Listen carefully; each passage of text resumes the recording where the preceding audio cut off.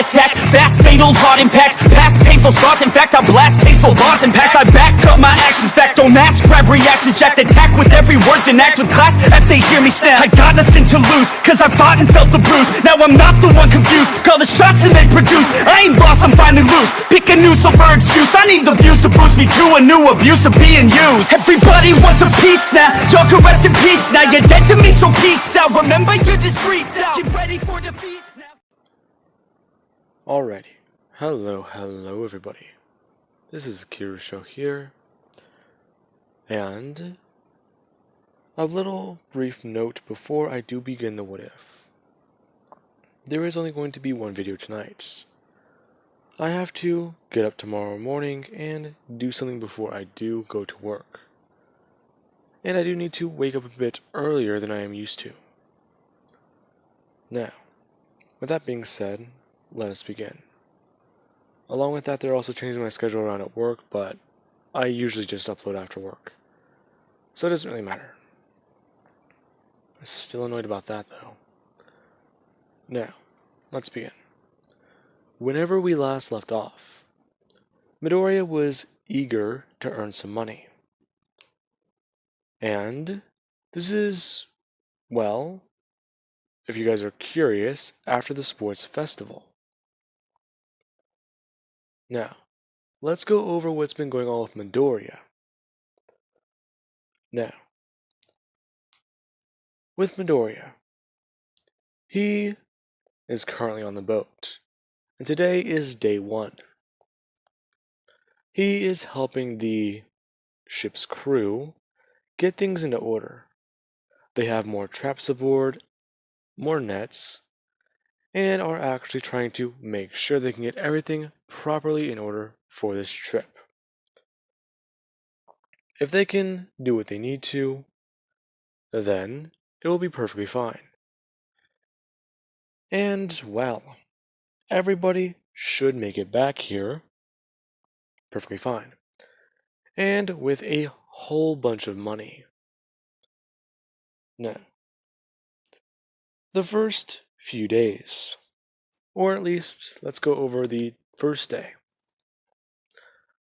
They are sailing deep into the sea. The captain has a certain spot where he knows the fish are abundant around this time of year. And he is actually very interested to see how they're doing. Now, as they are sailing, it has already gone from daytime to nighttime. And a lot of the crew members are actually sitting down and having dinner. There you have Midoriya, who's in a beanie, a long sleeve shirt, and at least a coat that covers himself. Everyone is at least a little soaked from the ship moving and swaying on the ocean, and the water jumping on deck, and splashing on your clothing. A lot of guys here are simply just singing, swaying with the motion of the ocean as they're raising their ginormous cups. Some men going on to sing old sailor shanties, as they're called. Now, Midoriya is kind of confused, as he is simply just eating his dinner, and actually listening to a lot of what these people are talking about. Some people are going over ancient legends, and telling stories, to simply just try and mess with other people. As they are doing that, a lot of people do actually somewhat ask Midoriya. Someone who is completely hammered asks Midoriya one simple question. Why isn't he drinking? Midoriya just seeing that he's too young to have alcohol. Oh, come on, kid. We're out in international waters. There ain't no laws here. Hell, besides, no one will really know. Afraid your mom's gonna get you in trouble? Not really that. Oh, I see. You think you're one of them talkers when you drink. I got you, kid. Don't worry. Most of us probably won't remember this tonight. Yeah, still. Young man, the captain says, telling Midoriya that he is going to be here for a few days, and there is no way that he's going to be able to deal with them sober. So just go ahead, have a beer, and talk with everyone. Midoriya reluctant, as you do cut to roughly about 3 to 4 beers later. Midoriya is currently standing and dancing with two of the taller men. They're all swinging their bodies around and simply just singing a tune. Very, very out of tune, as I might add. Now, as they are doing that, there is a man. He goes on to talk about a story of a werewolf or a vampire. Midoriya didn't hear it too clearly. However, he did hear about sharp teeth, strong and moved fast. That is what he does remember. And Midoriya did try and ask about that. The guy going on to state that he doesn't know. He heard a rumor about it once. They existed. They're called, what was it? Fuck. I don't remember. Yeah. Well, Midoriya says as he sits down, gulping down the rest of his beer before just setting it down, as it begins to slide on the table. Now, Midoriya goes on stating that he has a story here for everyone that they would not believe. In fact, y'all think I made it up. Everyone gulping down their beers before they actually do begin to listen to Midoriya. Him going on to talk about an ancient legend, saying that at some point in the past, werewolves and vampires, they began to hunt down people. Midoriya going over the tale of his ancestors. He is honestly beginning to forget things. His vision is blurring as he's going over this tale. And talking about it, all he remembers saying next is werewolves and vampires are trying to go after, before his vision blocked out. And him and a few other people woke up the next morning, massively hungover, and basically being told by the captain to get to work. Now, after Midoriya pukes overboard, he does somewhat begin to work, until having his lunch. Now, with that being said, let us cut over to somewhere else, with Class 1A. Now, a lot of people were confused as to what happened in this timeline without Midoriya being there. And that is quite simple. In these version of events, I believe Bakugo knew Midoriya at a young age. They left around Midoriya being 8 years old, if I remember correctly. I'm doing a lot of series. Anyways. Now, whenever they left at that age, Bakugo did at least remember Midoriya somewhat as a friend. So, he wasn't as cocky as he should have been. Yeah, he was an asshole, but that arrogance somewhat was not there. Basically, he turned into one of those likable cocky people. However, he will still yell sometimes, but that is if you mess with him. Now, with that being said, the sludge villain was captured. Bakugo, he went about his daily life for up until the entrance exam. All Might begin to look for people who might be valuable candidates for One for All. He did have young Mirio Togeda in mind. However, he wanted to give it to one of the first year students. If one of the first years is going to get into UA, well, it would make more sense for them to have the quirk and try and learn about it in UA. All Might can teach them there, and it won't look as suspicious, since they can either lie and say that they've always had that quirk, or simply make something up, do something to cover themselves. Now, with that being said, let us cut to the entrance exams. The entrance exams. I almost bit my tongue and I tried to stop myself from doing so. Now, at the entrance exams, All Might is looking over quite a lot of valuable candidates, and simply just watching. The Explosion Boy does look good. The boy's got a good amount of muscle on him, and he is actually going through quite a lot of his targets. The boy is clearly somewhat trained in fighting. And then looking over, you do have the Naval Laser guy. That guy is blasting away at robots, but there's the fact that there's that weird little belt. Then eventually he does run off, clutching his stomach. Clearly, he does not have control over his quirk, and giving him a new one would be a very bad idea. Sugar Rush Guy, Denki, Ochako, you name it. He goes through a lot of them. And he is trying to settle on who to give his quirk to. Now, All Might does eventually settle on the highest score, Bakugo Katsuki. The boy performed very well, and in fact, he did show great battle power. Now, Ochako was not injured, for those of you who are wondering. She was able to get away from the robot before the rebel actually did fall. Now, that's a simple fact of she was not in one place of the city, she was actually in another place.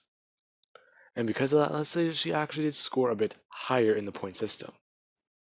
Now, let us then cut over to after the entrance exam. All Might basically pulls Bakugo aside and offers him the quirk, talking with him and actually really interesting Bakugo. Bakugo would accept the quirk and try and take it on. All Might would warn Bakugo, however. The effects that the quirk can have on his body might be very bad. Now, Bakugo still would not listen, however, he would actually somewhat take on All Might's advice of training with him, since it's going to be a week before UA actually does start. Now, with that being said, Bakugo begins to train with All Might. And there is the first day. Somewhat like in canon, you do have Mineta who somehow got in. And I believe it is Kendo or Ibara who would take Midoriya's spot in Class 1A. Since you basically do move the highest person from Class 1B up to Class 1A. Just like in canon, they would do the quirk test. Mineta would still somewhat try and be pervy, still get blocked by somebody, possibly just Jiro. Then, you do have the fact that during the test, Mineta would fail, get kicked out of Class 1A, and they bring in another person from Class 1B. And let us cut over to the, USJ. Bakugo still has not, tried to properly use One for All. Last time he tried to use it privately, it destroyed his arm. Then during the Heroes vs. Villains, he did actually have some trouble with his explosion quirk. The fact that you can tell it was stronger did somewhat surprise a lot of people. Some people who were in his area thought that he was holding back during the entrance exam. And Bakugo did have to somewhat try and explain himself, and write it all away. Now, eventually you do have, whenever the villains do arrive, the Nomu is slightly different. And Shigaraki and everyone else do arrive at the USJ to try and kill All Might. However, there is one key difference. All Might is actually here. And whenever they tried to do the whole thing against their team with her own quirk, All Might was simply able to push her out of the way. He did get his shirt ripped off and a bit of his skin ripped off, but it wasn't quite a lot of damage. It basically could be attributed to a gash alongside his left arm. And then the fight continued somewhat like in canon. However, Bakugo replaced Midoriya at the boat. Ironically, that's where he ended up, since Midoriya is currently on his own boat. And then, you know the song and dance, he used One for All, jumped away, using explosions, revealed that he has second quirk, yada yada yada. I don't need to really summarize it a lot. Then there's the entrance exam. No, the sports festival, where Bakugo came out on top. He was still pulled aside because of the whole All Might secret love child thing. And it was actually seen as a bit more than in canon with Midoriya, since the two do actually somewhat share a hair color. And with Bakugo's uncanny resemblance to his mother, you wouldn't really be able to tell if he actually was, since his father has brown hair, and both All Might and Mitsuki are blonde. Todoroki's theory seemed a bit more plausible in his head. Anyways, he won, went on to go train with Gran Torino. Now, as for Midoriya, he is on the boat. For the next 3 days, he does continue fishing and pulling in money. They pull in the nets, the lobster traps, and occasionally catch fish in them, and octopi. Now, with that being said, this is what they do every day. And on day 5, this is whenever they do notice a storm coming in. They are very far out at sea. And this storm would actually be very bad. They need to either turn back now, or try and make it to the eye of the storm. If they can get there, they can find peace. Now, the captain, he's done this a million times. The eye of the storm is quite simply at least 32 degrees to their left, and at least 180 meters, roughly, to the forward of the boat. I'm very tired if you guys cannot tell. Anyways, now,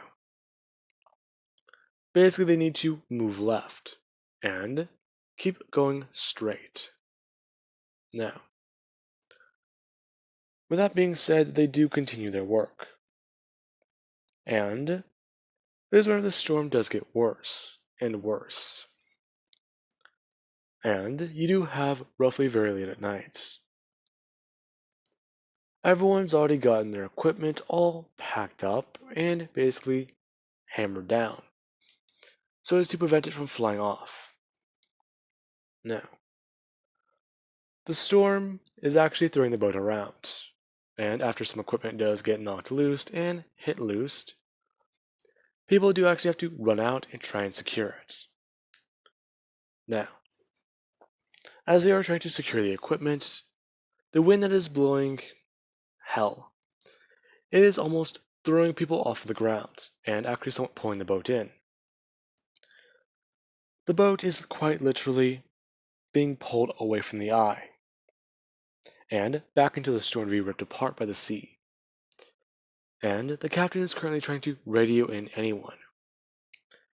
Trying to radio in for the Japanese Coast Guard, or at least any vessel that might be in international waters.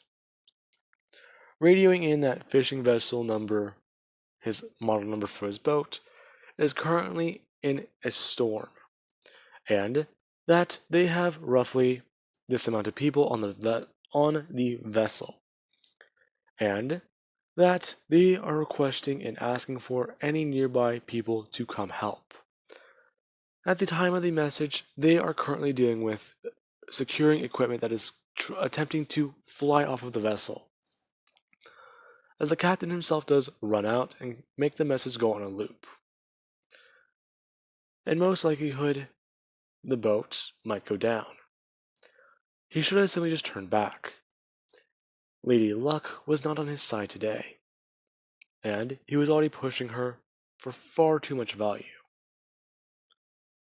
Now, as this is going on, he does actually get sent flying overboard himself. And they're able to at least pull in the equipment.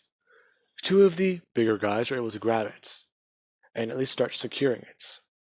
Meanwhile, Midoriya, he ran over, threw open a box, and immediately grabbed the life preserver. As soon as he did, he tried looking for the captain and chucking it into the water. As soon as the captain grabbed it, Midoriya began to pull up on it. Now, with that being said, someone else did come running over and help Midoriya, both of them attempting to pull the captain up by the rope. Meanwhile, another piece of equipment, the rope on it just burst, and it currently just went flying directly towards Midoriya, slashing him across the back as he actually just fall onto his knees. And the other end of the rope, or at least the metal pole is connected to, does swing around and knock 3 people directly off of the vessel. Now, more and more equipment begins to be pulled apart, and a massive wave comes hitting the side of the vessel, and actually does somewhat move it over to the side. Midoriya nearly got tossed into the ocean, and the amount of pain in his back is not helping him. Him grabbing the man by his shirt and simply just yelling at him to go try and find everyone else. Go try and find anyone. Call for help. As Midoriya still tried to get back onto his feet, the guy telling Midoriya that he's injured. He should go do it. Now, Midoriya did actually somewhat listen. Him getting onto his feet and going to run towards the captain's quarters. Or at least the radio station. Now, as soon as he actually did begin to climb up the stairs and throw open the door and try and pull it in behind him, the door basically got thrown open by the force, Midoriya leaving it alone as he tried to call for help. As soon as he grabbed the radio and began to say his name, Michael, he's requesting for immediate help. Shipping vessel, number, is currently mostly unmanned. Many people have gone flying over the side of the vessel and are currently unaccounted for.